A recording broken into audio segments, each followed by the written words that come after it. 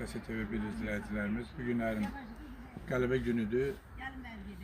Ağcabədi rayon şəhidlər xiyabanındayıq.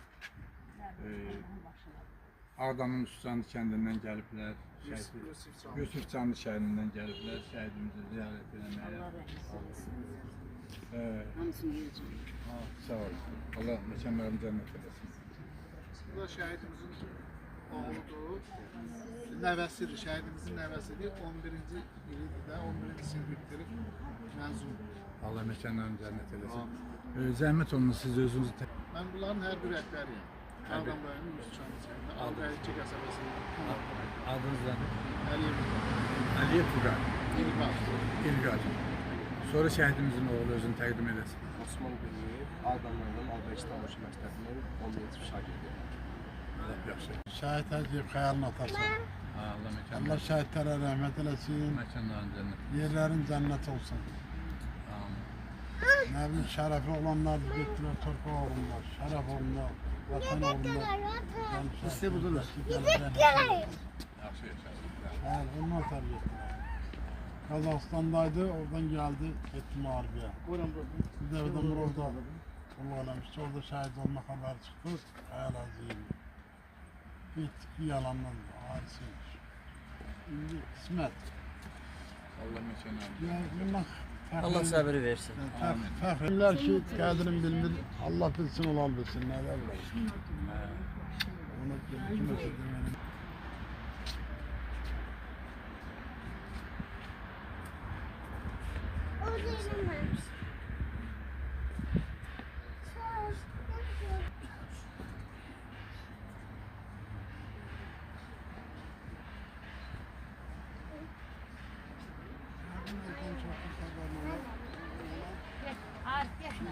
Sen göre video çekiyor, çekip.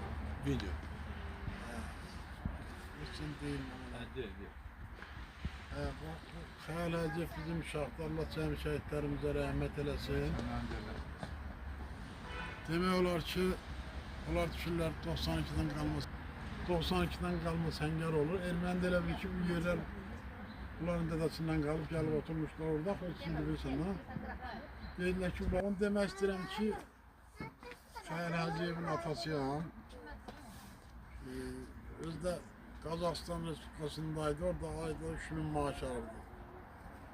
Gəldi, getdi müharibəyə. Dedim ki, yəni dövlət sağ qalıb, sən qurasan devlet. Mən açıq deyirəm, hiç qorxum yoxdur. Dedi ki, getməlikdən vətən qardadır, nə var? Getdilər.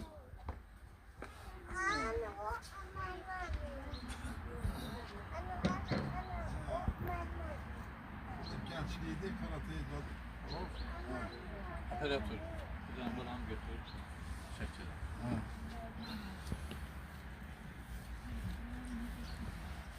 İdmançı olub da Karateyçi olub, bəli. Qara kəmər var. Qara kəmərlə. Eşitdim ki, Qazaxıstanın müharibə Azərbaycanda başlayıb. Oradan geldi, getdi müharibəyə. Bir dəfə də Murovda olmuşdu. Qabaqsın, orada şəhid olmuşdu. Orada dedilər şəhid olub, getdik, yalandır. Burada öyle ayrıcıqlı başqasıdır. Dedim, dövlət sən qurasan. Dedi, yox, kişi isə getməli müharibəyə. Sonra mən atamla dedim, bir dəfə də şəhid olma xəbəri geçmişdik. Getdi elə müharibəyə, onun da 34 yaşı vardı. Gələcəkdə vaxtı keçən kimi də o Kamçarı da deyirdi ki, hələ o birisiləri aparayım da gençləri. Orada deyir ki, əgər mən aparmazsam, olsun Allah mahkumat ismail dedi. Deyib, benzin getireceğim, burası sizde yandıracağım, özüm de yandıracağım.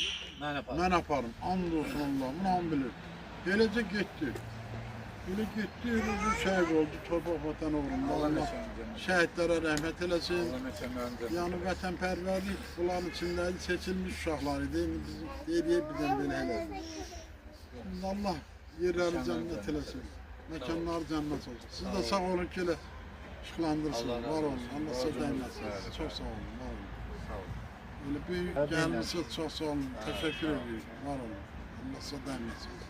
Var olun. Çok sağ olun. Zəfər günü bizim bayrağımızdır. Bu zəfər bayramıdır. Bu rəşadət bayramıdır. Bu ədalət bayramıdır. Bu milli qürur, milli ləyaqət bayramıdır.